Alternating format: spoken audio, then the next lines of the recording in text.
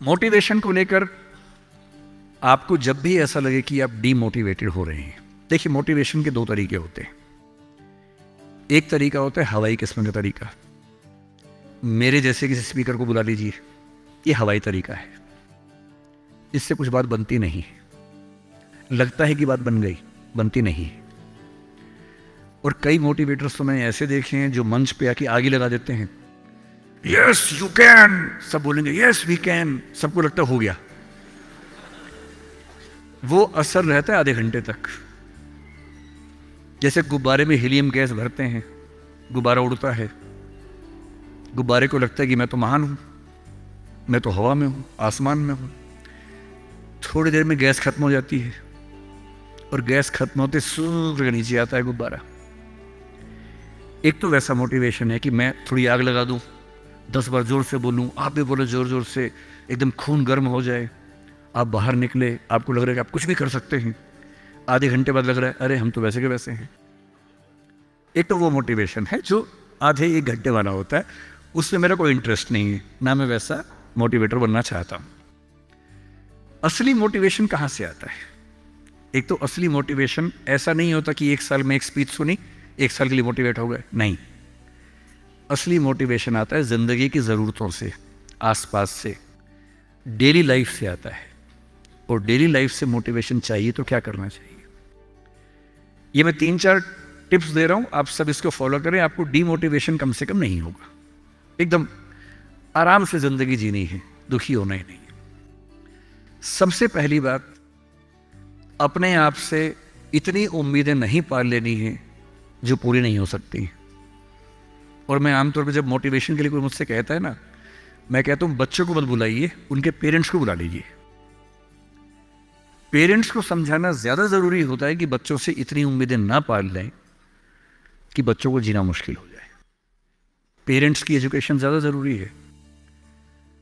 भाई मैं देखता हूं मेरा बेटा पढ़ने में ठीक है, बहुत तोप नहीं है, मैं चाहता भी नहीं कि तोप बने, ठीक से पढ़ ले, मस्त रहे एकदम। पर हमारे गली मोहल्ले में कुछ बच्चे तोप हैं, उनके माता पिता रात दिन लगे रहते हैं, मम्मी फिर से 10th क्लास कर रही हैं, पापा भी 10th क्लास कर रहे हैं, बच्चा भी कर रहा है, रात दिन माँ बाप भी पढ़ा रहे हैं उसको, बच्चा भी पढ़ रहा है, पूरी फैमिली 10th क्लास कर रही है। और बच्चे के 10th क्लास में 99.8% मार्क्स, उसके बाद भी दुखी, 0.2 क्यों नहीं आए? और हमारे वाला 50 में खुश रहता है कि बहुत आगे, काफी है, इससे ज्यादा क्या करेंगे?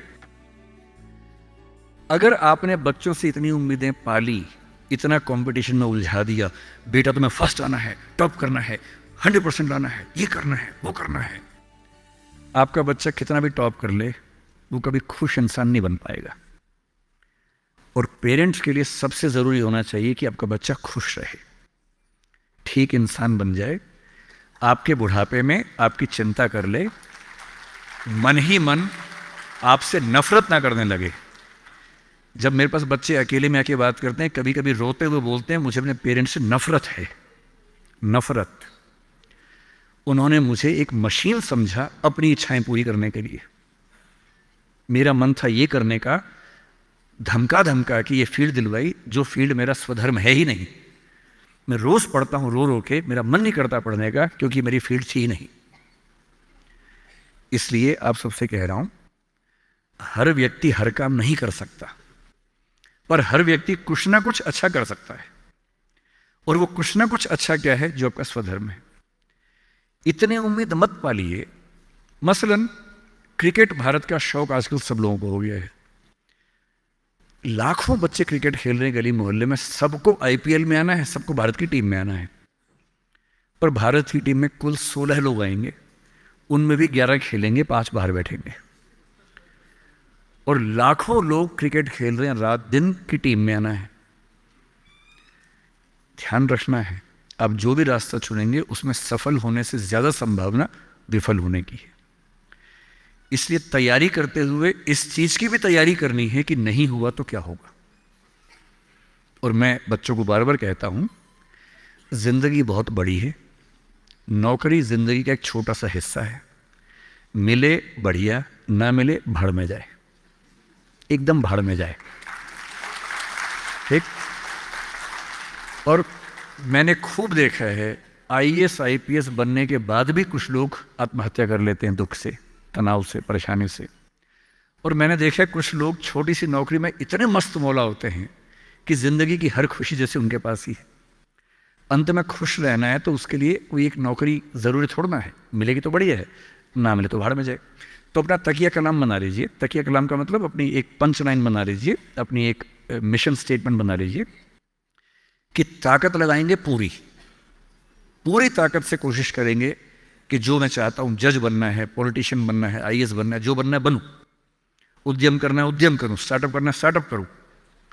पर नहीं हुआ, कोई पूछे ना अगर नहीं हुआ तो बोला भाड़ में जाए, क्या हो गया नहीं हुआ तो कुछ और करेंगे, तू नहीं कोई और सही, कोई और नहीं कोई और सही।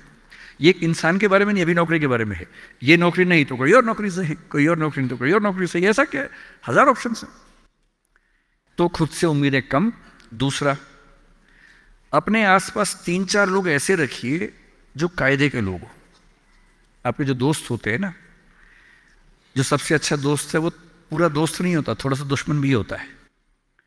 हर दोस्त और दुश्मन का पैकेज होता है।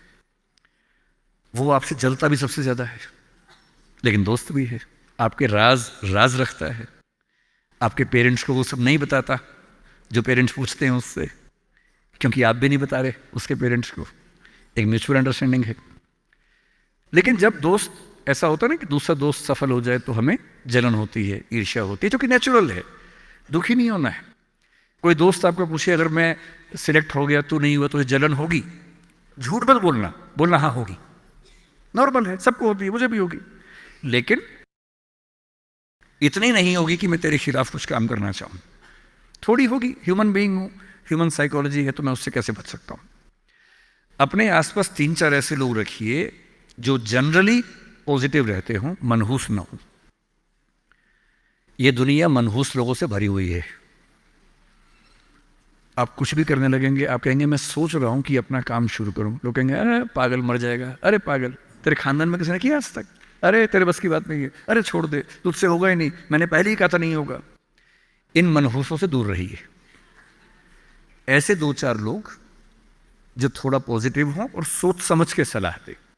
जैसे आप कहें कि मैं सोच रहा हूं कि मैं आईएएस की तैयारी कर लूं, आपका दोस्त कहेगी देख भाई मैं तेरे साथ हूं, सपोर्ट करूंगा, लेकिन ये 3-4 बातें हैं, पहले सोच लो, इन बातों पे अगर ठीक लगे तो आगे बढ़ो, क्योंकि लंबी स्ट्रगल है। हाँ, स्ट्रगल करोगे तो मैं साथ में हूं, कोई दिक्कत नहीं आएगी। तीसरा, छोटे छोटे टारगेट्स, छोटा छोटा कंपटीशन जीवन में रखिए। एक लंबी यात्रा एक झटके में नहीं होती है, बहुत छोटे छोटे टारगेट से पूरी होती है।